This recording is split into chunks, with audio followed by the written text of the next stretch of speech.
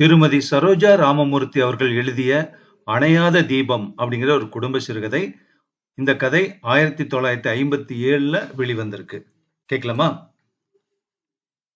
மருதாணி இட்ட விரல்களால் ஸ்நானம் செய்த கூந்தலை ஆற்றிக்கொண்டே மைதிலி ஊஞ்சலில் உட்கார்ந்திருந்தாள். தாய்மை பேற்றை அடைந்திருப்பதால் அவள் முகம் பார்ப்பதற்கு வசீகரமாக இருந்தது.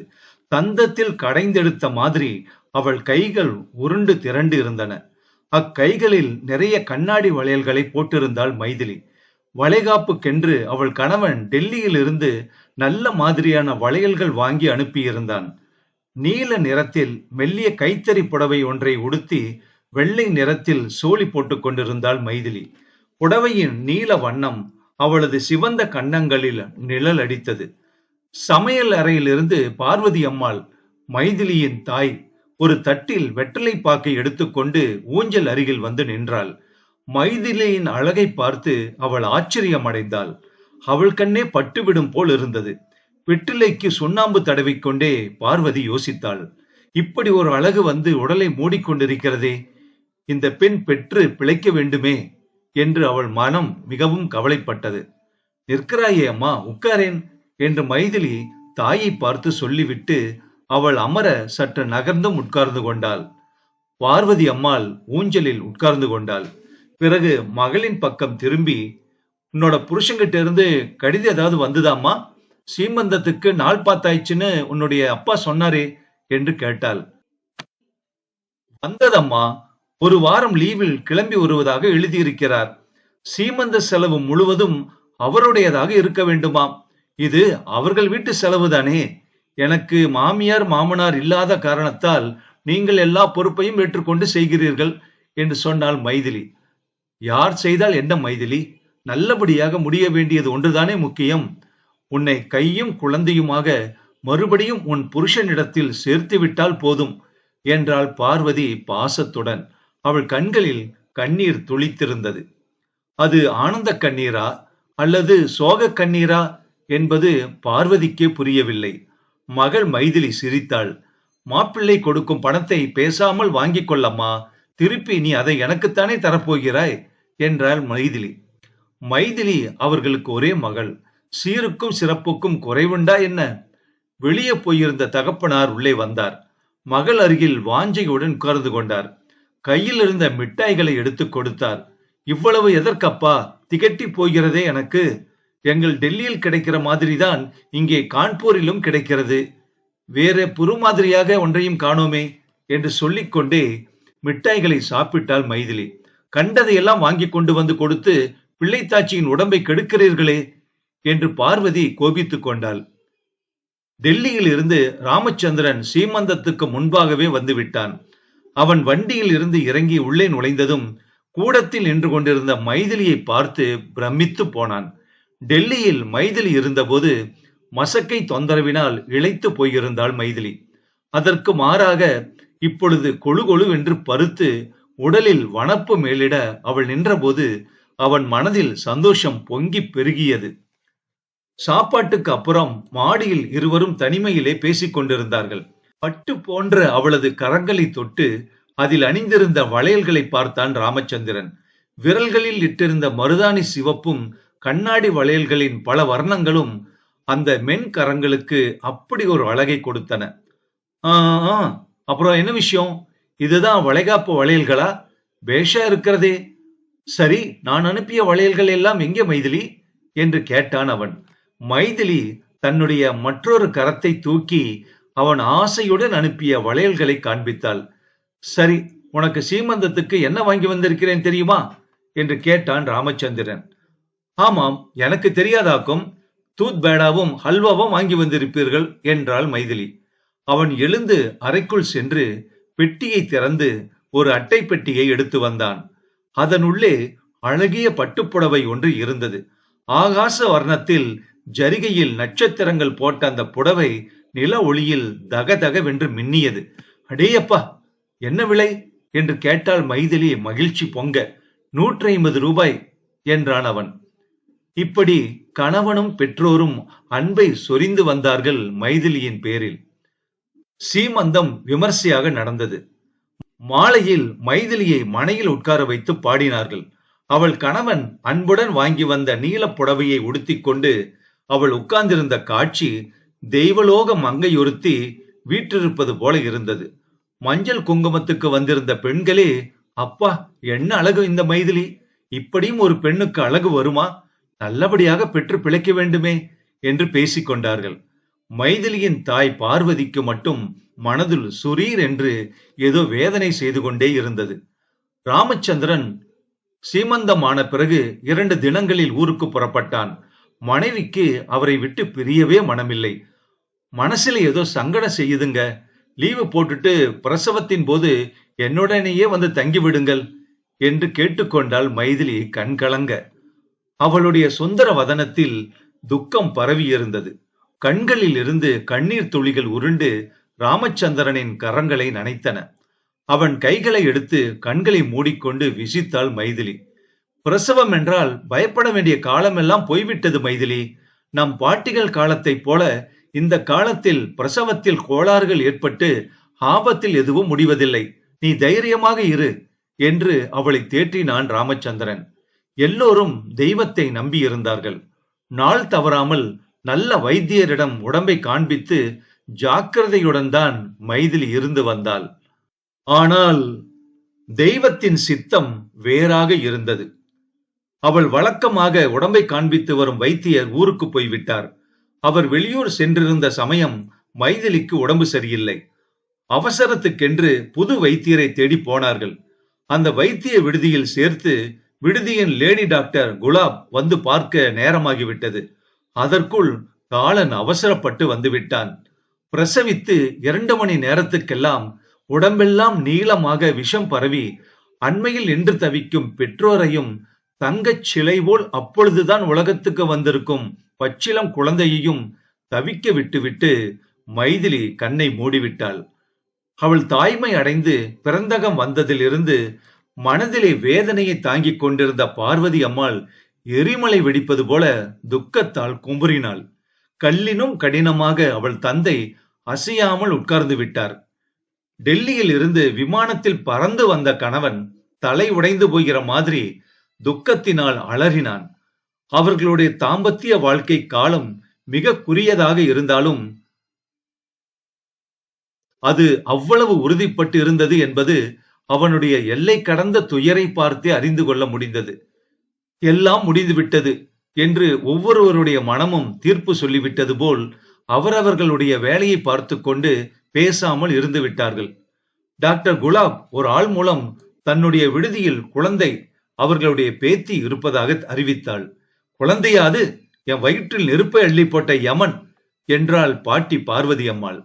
20 வயது வளர்த்த மகளே நொடியில் போய்விட்டால் இதுதான் தங்கப் போகிறதாக்கும் என்றார் தாத்தா.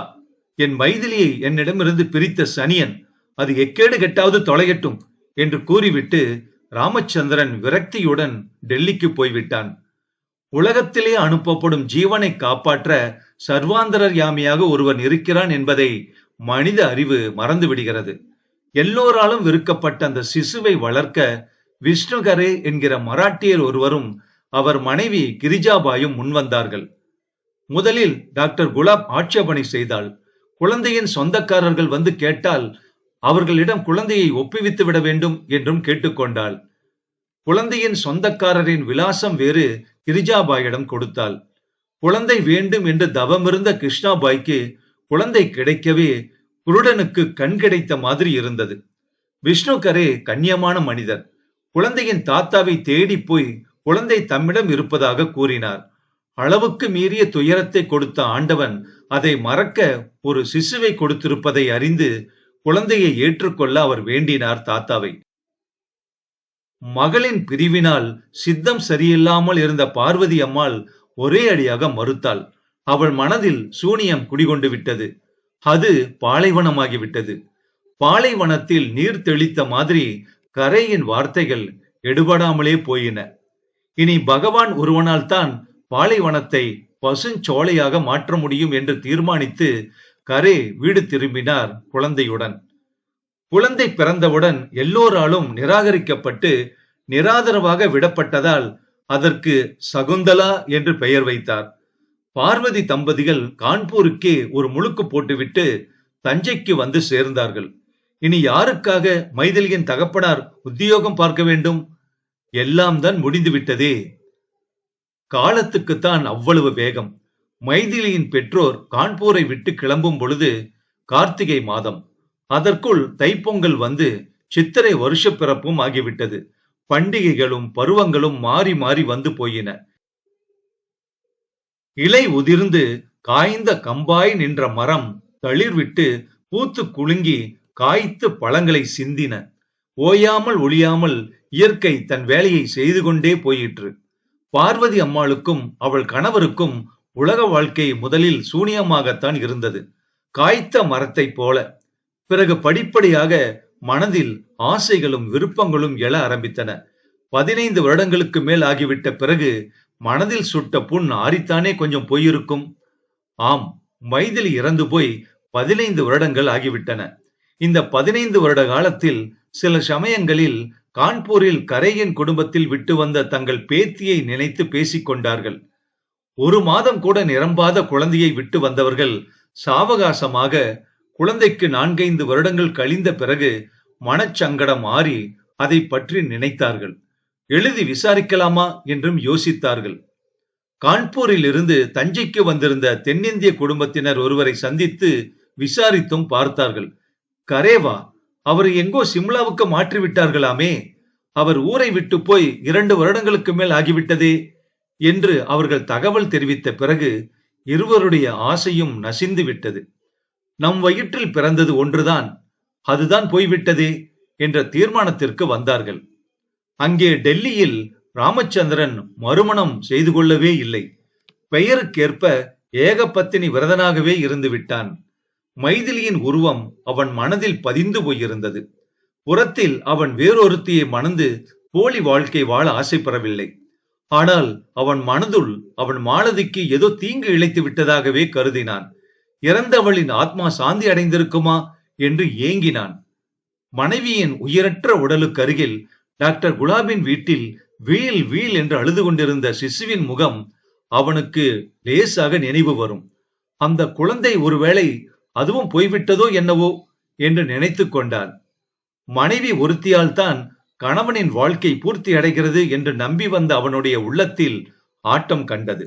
40 வயதுக்கு மேல் குழந்தைகளின் பேச்சும் இன்சொல்லும் மனைவியின் அன்பை விட ஆறுதல் அளிக்க முடியும் என்று நினைத்த போது அவனுடைய உள்ளம் தன் ஒரே குழந்தைக்காக ஏங்கியது.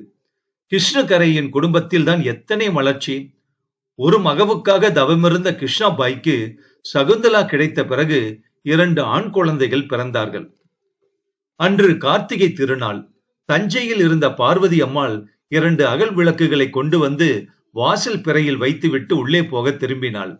தென்னையில் உட்கார்ந்திருந்த அவள் கணவர் அவளை அழைத்தார். இன்னும் 4 விளக்குகள் ஏற்றி வைக்க கூடாதா? ஏன் 2 மட்டும் என்று கேட்டார் அவர். வைக்க வேண்டியதுதான். என் குடும்ப விளக்கை அணைத்த கடவுளுக்கு 4 என்ன, லட்ச தீபம் கூட ஏற்றத்தான் வேண்டும் என்றாள் பார்வதி அம்மாள். சுருங்கி அவள் கன்னங்களில் கண்ணீர் தாரை தாரையாக பெருகி வழிந்தது. பொறி உரண்ட வேணும்னு அடம் பிடிச்சிங்க, பிடிச்சு வச்சிருக்கேன், வந்து தின்னுங்க. பேரனும் பேத்தியும் குதி போட வேண்டிய வீட்டுல கிளந்தானே துள்ளி விளையாடணும். கிழவர் அளவில்லை, கோபித்துக் கொள்ளவும் இல்லை. சிரித்தார். மூடமே, நம் குடும்ப விளக்கை பகவான் அணைக்கவில்லை. ஒரு பொறி நெருப்பில் இருந்து லட்ச தீபங்களை ஏற்றுவது போல ஒரு சிறு பொறியை நம் குழந்தையை நமக்கு கொடுத்தான். நாம் தான் அதை அணையாமல் பாதுகாக்க தவறிவிட்டோம் என்றார். பார்வதி அம்மாள் பிரம்மை பிடித்தவள் போல நின்றாள். பிறகு வருகிறீர்களா என்று கேட்டாள். எங்கே என்று கேட்டார் கிழவர். ஒவ்வொரு தளமாக சென்று கடவுளின் சந்நிதியில் விளக்கேற்றி வைப்போம். குழந்தை எங்கேயாவது உயிரோடு இருந்தால் பூரண ஆயுளுடன் வாழட்டும், அந்த புண்ணியத்தையாவது செய்வோம் என்றாள். அடுத்த நாளே 2 பேருமாக தல யாத்திரை கிளம்பி விட்டார்கள். டெல்லி ஜனதா எக்ஸ்பிரஸில் ராமச்சந்திரன் அங்கே இருந்த ஒருவரிடம் சொல்லிக் கொண்டிருந்தான். வாழ்க்கையே கசந்து விட்டது, தல யாத்திரை போகிறேன் சார் என்று. ராமேஸ்வரத்தில் 3 கடல்களும் கலக்கின்றன. பார்வதி அம்மாளும் கிழவரும் தலைப்பை சேர்த்து முடிந்து கொண்டு கடலில் இறங்கி ஸ்நானம் செய்தார்கள். ராமச்சந்திரன் கடலில் குளித்து கரை ஏறியவன் பல வருடங்களுக்கு அப்புறம் தன் மாமியார் மாமனாரை சமுத்திரக்கரையில் கண்டான். கிழவருக்கு அடையாளம் புரிந்து கொள்ளவே தாமதமாயிற்று. நம்ம மாப்பிள்ளைங்க என்றாள் பார்வதி. உங்க கூட இன்னும் யார் வந்திருக்காங்க என்று கேட்டார் மாமனார். நான் தான் மாமா, மைதிலிக்கு அப்புறம் நான் தனி மரம்தான் என்றான் ராமச்சந்திரன் உணர்ச்சி பொங்கும் குரலில். மூவரும் ஒன்றாக ராமநாத சுவாமி ஆலயத்துக்கு சென்றார்கள். சந்நிதியில் கூட்டம் அதிகம் இல்லை. ஒரு புறம் இம்மூவரும் நின்றிருந்தார்கள். மற்றொரு புறம் ஒரு வட இந்திய குடும்பத்தினர் நின்று கொண்டிருந்தார்கள். அந்த குடும்பத்தில் நின்றிருந்த இளம் பெண் ஒருத்தியை கவனித்தான் ராமச்சந்திரன். 15 வயது நிரம்பிய அந்த பெண்ணின் முகம் அப்படியே மைதிலியைப் போல் இருந்தது. அவன் 20 வருடங்களுக்கு முன்பு மணவரையில் முதலில் சந்தித்த மைதிலியின் முகத்தை அது நினைவுபடுத்தியது. மூலஸ்தானத்தில் அர்ச்சனை நடந்து கொண்டிருந்தது. ராமச்சந்திரன் வியப்போடு அந்த பெண்ணையே பார்த்தான். மருமகன் அப்படி வியப்புடன் எதை கவனிக்கிறான் என்று மாமியாரும் கவனித்தாள். மனைவி ஸ்ரீ ராமநாதனை தரிசனம் செய்யாமல் எதை பார்க்கிறாள் என்று கிழவரும் திரும்பி பார்த்தார். சுருள் சுருளான கேசமும் கோதுமை வண்ண உடலும் கொண்ட அந்த பெண் இவர்கள் மூவரும் தன்னையே பார்ப்பதைக் கண்டு பயந்து தன் தாயின் பின்பக்கம் சென்று மறைந்து நின்றாள். தீபாராதனை முடிந்ததும் பிரகாரத்தில் கிழவர் அந்த வட இந்திய குடும்பத் தலைவரிடம் கேட்டார். ஏன் சார், நீங்க கான்பூர்ல இருந்தீங்களா? ஆமா, இருந்திருக்கேன். அந்த இடத்தை விட்டு வந்து 16 வருஷம் ஆயிடுச்சு. ஏன் ஏன் கேக்குறீங்க என்று கேட்டார் அவர். நீங்க நீங்க விஷ்ணுகரை தானே என்றார் கிழவர் நாக்குளற. ஆமா, நான் தான் அது. ஏன் என்று ஒன்றும் புரியாமல் விழித்தார் கிருஷ்ணகரே. சகுந்தலா கிடைத்த பிறகு அவர் ஒரு முறை அவர்கள் வீட்டுக்கு சென்று குழந்தையை ஏற்றுக்கொள்ளும்படி வேண்டினார். அங்கே அன்பு வறண்டு சூன்யமாகி விட்டதை பார்த்து அவர்களை பற்றி அவர் அடியோடு மறந்தே போனார். குழந்தை தங்களுடையதே என்று உள்ளம் நிறைந்து அவளை வளர்த்தார்கள். அவர்களுடைய அன்பின் தூய்மையை கண்டு இறைவன் அவர்களுக்கு மேலும் மக்கள் செல்வத்தை அருளினார். பிறகு சகுந்தலாவின் தாத்தாவையும் பாட்டியையும் அப்பாவையும் கரே அநேகமாக மறந்து போய்விட்டார். நான் தான் அந்த குழந்தையோட தாத்தா சார், எங்க மகளின் குழந்தை தானே சார் அவ என்று உள்ளமும் உடலும் பதற கிழவர் கரையை பார்த்து கேட்டார். கரே ஒரு கணம் திகைத்து நின்றார். கிரிஜாபாய் தன் அகன்ற விழிகளினால் அந்த அதிசயத்தை பார்த்து நின்றாள். பார்வதி, பார்வதி, நம்ம பேத்திதான் இவ. ராமச்சந்திரா, உன்னுடைய மகதான்ப்பா இவ. அம்மா, குழந்தை இப்படி வா, உன்னை பார்க்கலாம் வா என்று சகுந்தலாவை பாசத்துடன் அழைத்தார் அவர். அங்கேதான் பகவான் ராமநாதன் அன்பின் தரத்தை உணர்த்தினான் அவர்களுக்கு. அவன் நேராக பிரதட்சியமாகும் யுகம் அது அல்ல அல்லவா? சகுந்தலா திகைத்து விழித்தாள். பேந்த பேந்த விழித்தபடி கண்களில் நீர் தழும்ப கிரிஜாபாயின் உடலோடு சேர்ந்து ஒட்டி கொண்டு விட்டாள். அம்மா, இவங்க யாரு? என்ன அவங்களோட அனுப்பிடாதேங்கம்மா என்றாள் சகுந்தலா மராத்தியில். கிரிஜாபாய் அவளை அணைத்து பிடித்து கொண்டாள். அந்த அணைப்பிற்கு ஈடாக ஜெகன்மாதா பார்வதி தேவியின் அன்பு அணைப்பைத்தான் சொல்ல முடியும். உயிரினங்கள் யாவையும் அதரிக்கும் அன்பல்லவா அது. பார்வதி 2 அடி முன்னால் வந்தவள் இந்த காட்சியை கண்டு பேச முடியாமல் திகைத்து நின்று விட்டாள். சகுந்தலா கிரிஜாபாயை விட்டு 1 அடி கூட முன்னால் நகரவில்லை. அம்மா என்றாள் சகுந்தலா. அவள் முகத்தில் ஏற்பட்ட சோகத்தை கண்டு எல்லோரும் பயந்தார்கள். 3 கடல்களும் கலக்கும் சேது கரையில் மணற்பரப்பில் உட்கார்ந்திருந்த ராமச்சந்திரன் பார்வதியிடம் கிழவர் சொன்னார். பிறந்தவுடன் அவளை அனாதையாக்கிய நாம் அவளுக்கு எப்படி உறவினர்கள் ஆவோம்? நீதான் அவளுக்கு எப்படி தகப்பனாவாய்? நிராதரவாக விடப்பட்ட அந்த சிசுவை அள்ளி அணைத்து வளர்க்க தவறிய நீ பாட்டி என்று உறவு கொண்டாடுவது தர்மம் அல்ல. குழந்தை அவர்களுடனேயே இருக்கட்டும். அவர்களுடைய அன்புக்கு எதிரில் நம்முடைய ஆசாபாசங்கள் எல்லாம் துச்சமாகிவிட்டன என்று கூறினார். சேதுக்கரையை அடுத்த ரஸ்தாவில் மாட்டு வண்டியில் கரேயின் குடும்பத்தினர் ரயிலுக்கு போய்க் கொண்டிருந்தார்கள். கிரிஜாபாயின் அன்பு கரங்கள் சகுந்தலாவை அணைத்து பிடித்திருந்தன. அணையாத தீபம் சிறுகதை முற்றும். இந்த கதை கல்கி வார இதழ்ல 19/5/1957 வெளியான ஒரு அருமையான சிறுகதை.